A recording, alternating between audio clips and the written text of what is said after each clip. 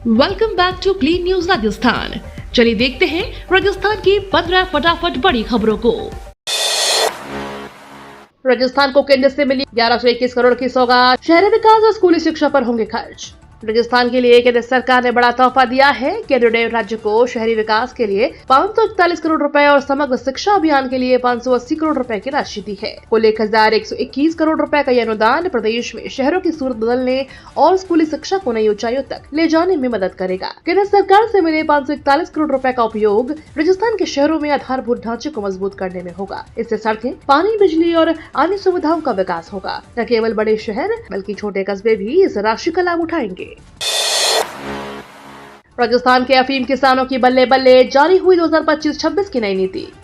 राजस्थान में अफीम का उत्पादन बहुत बड़े स्तर पर किया जाता है। वहीं अब अफीम की खेती करने वाले किसानों के लिए केंद्र सरकार ने बड़ी घोषणा की है, जिसमें अफीम वर्ष 2025-26 के लिए नई खेती नीति जारी कर दी गई है, जो किसानों को समय पर बुआई शुरू करने में मदद करेगी।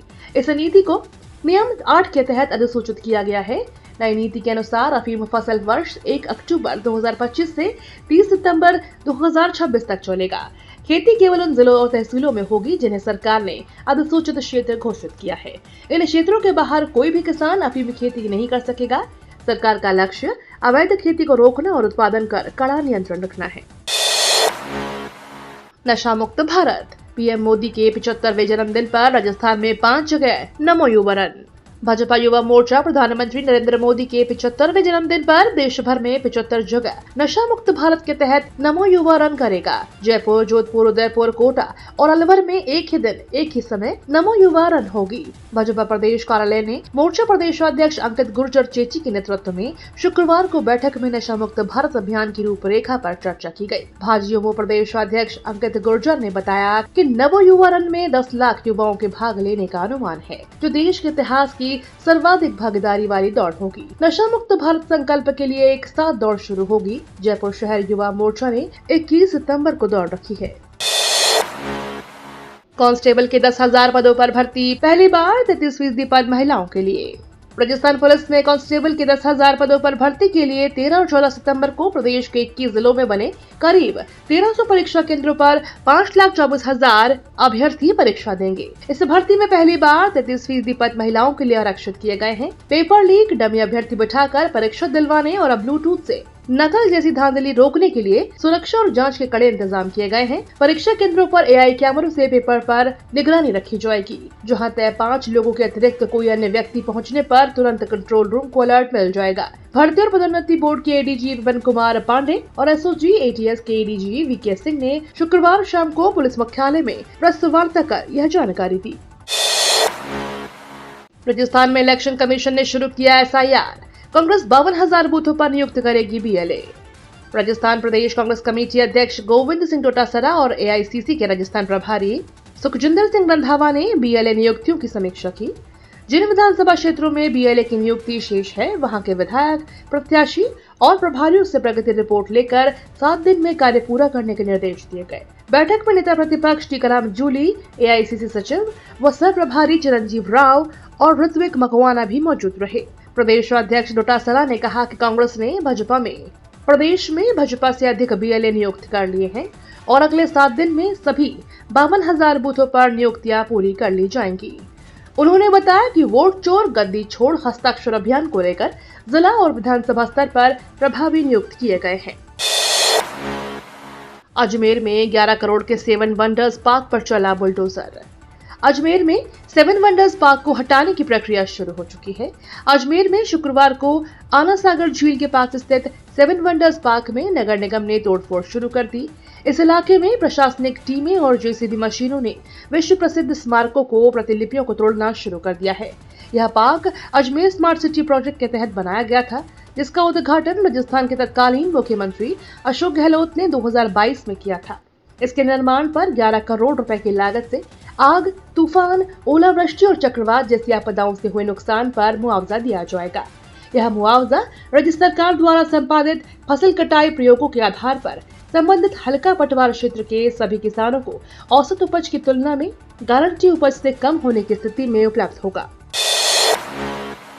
किसान 72 घंटे में दे फसल खराबे की सूचना, मिलेगा प्रधानमंत्री फसल बीमा योजना का लाभ। फसल खराबे की सूचना देने के लिए किसानों को 72 घंटे का समय दिया गया है। तय समय में सूचना देने पर ही किसानों को प्रधानमंत्री फसल बीमा योजना का लाभ मिलेगा। संयुक्त निदेशक कृषि विस्तार कैलाश चंद्र मीणा ने बताया कि खरीफ में जिले की अधिसूचित फसलें बाजरा, मूंग, मूंगफली, ज्वार, तिल, ग्वार और चावला है। बुआई से लेकर कटाई तक इन फसलों में सूखा, लंबा सूखा काल, बाढ़, जल भराव, कीट और व्याधि, भूस्खलन, बिजली गिरना, प्राकृतिक आग, तूफान, ओलावृष्टि और चक्रवात जैसी आपदाएं से हुए नुकसान पर मुआवजा दिया जाएगा। किसान फसल खराबे की सूचना देने के लिए कृषि रक्षक पोर्टल हेल्पलाइन नंबर 14447, प्रधानमंत्री फसल बीमा योजना चैटबॉट नंबर 700655144447 पर संपर्क कर सकते हैं। राजस्थान में फिर बदलेगा मौसम विभाग ने जारी किया बारिश का अलर्ट। जयपुर सहित प्रदेश भर में मानसून की बारिश के दौर पर विराम लग चुका है। शुक्रवार को जयपुर में धूप तेज निकलने की वजह से दिन और रात के तापमान में बढ़ोतरी दर्ज हुई है। अन्य जगहों पर सूर्यदेव की तपश तेज रही। मौसम विभाग के मुताबिक 17 सितंबर को एक कमजोर पश्चिमी विक्षोभ के सक्रिय होने की भी संभावना है, जिसकी वजह से मौसम करवट ले सकता है। मौसम विभाग ने 2 सप्ताह का पूर्वानुमान जारी किया है, जिसके तहत प्रथम सप्ताह यानी 12 से 18 सितंबर तक राज्य के अधिकांश भागों में आगामी दिनों में पश्चिमी हवाएं प्रभावित होने और बारिश की गतिविधियों में कमी जारी रहेगी। साथ ही तापमान में 2 से 3 डिग्री बढ़ोतरी होने की प्रबल संभावना है। चंकी पांडे होस्ट करेंगे 13वां राजस्थान फिल्म फेस्टिवल। 20 सितंबर को जयपुर के दीप स्मृति ऑडिटोरियम में 13वां राजस्थान फिल्म फेस्टिवल आयोजित होगा। इस बार होस्टिंग का जिम्मा चंकी पांडे, सुमित व्यास और डेजी शाह संभालेंगे। कार्यक्रम में रजा मुराद और दिलीप सेन को लाइफ टाइम अचीवमेंट अवार्ड से सम्मानित किया जाएगा। जयपुर एक बार फिर सिनेमा प्रेमियों के लिए आकर्षण का केंद्र बनने जा रहा है। 20 सितंबर को मानसरोवर स्थित दीप स्मृति ऑडिटोरियम में राजस्थान फिल्म फेस्टिवल का 13वां संस्करण आयोजित किया जाएगा। बच्चों को खाकी से जोड़ने से राजस्थान की पुलिस की अनूठी पहल। सद्भावना अभियान में गोद लिए स्कूल। राजस्थान पुलिस ने एक अनूठा अभियान शुरू किया है। बच्चों के मन से पुलिस का डर निकालकर उनमें भरोसा जगाने का और समाज में सद्भावना फैलाने के उद्देश्य से प्रतापगढ़ पुलिस ने सद्भावना अभियान की शुरुआत की है।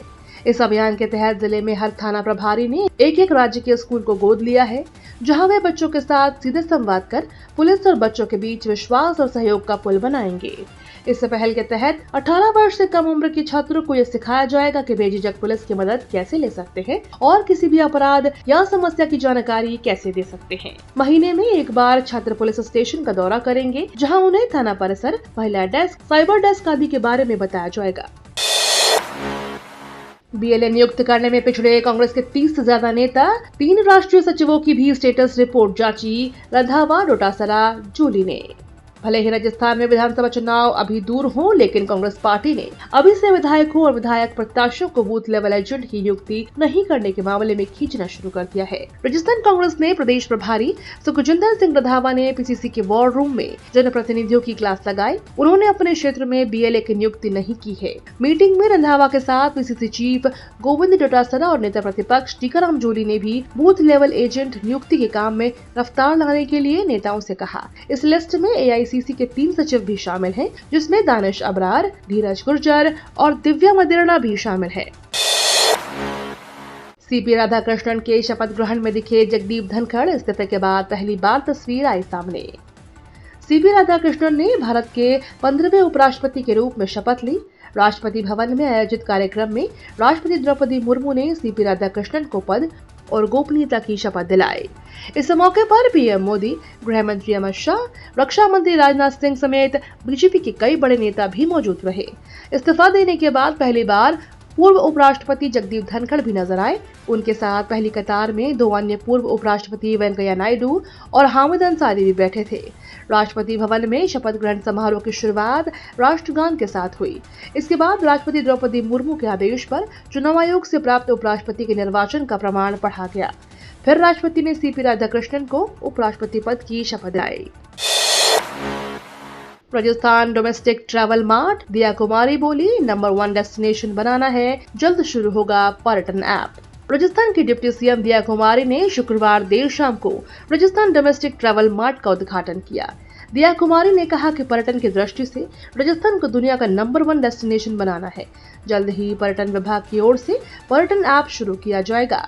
उद्घाटन सत्र में उप मुख्यमंत्री दिया कुमारी ने पर्यटन क्षेत्र के अग्रणी व्यक्तित्वों को सम्मानित किया।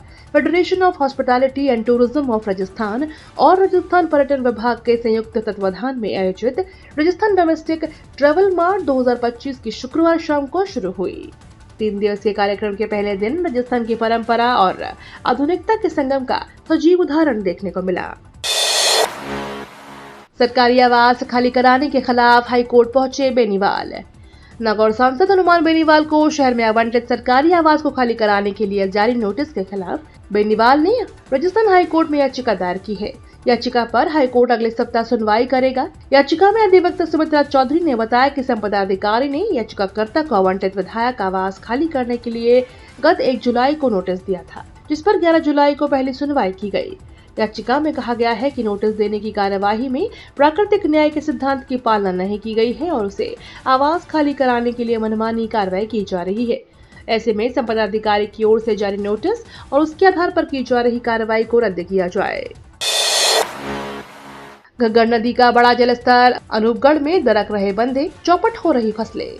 इलाके में घग्गर नदी का बढ़ता जलस्तर किसानों के लिए आफत बन रहा है। 7 दिन से किसान दिन रात तटबंधों पर पहरा दे रहे हैं। कभी फावड़ा उठाते तो कभी मिट्टी भरते तो कभी रेत की बोरियां लगाते ताकि फसल बचा सके। जैसे जैसे पानी का दबाव बढ़ रहा है वैसे वैसे सारी कोशिशें नाकाफी साबित हो रही हैं। कई जगह फसलें पानी में डूब गई। पीड़ित किसानों ने बताया कि घग्गर के बहाव क्षेत्र में बने अवैध बांधों के कारण यह स्थिति पैदा हुई है। कई किसानों ने प्रशासन पर सही कार्यवाही नहीं करने का आरोप लगाया। कई काश्तकारों ने बताया कि पानी 2 इंच कम हुआ लेकिन अभी पुल के बराबर बह रहा है, खतरा टला नहीं है। ये तो थी राजस्थान की बड़ी खबरें। रोजाना सबसे पहले अपडेट पाने के लिए क्लीन न्यूज राजस्थान को अभी सब्सक्राइब करें।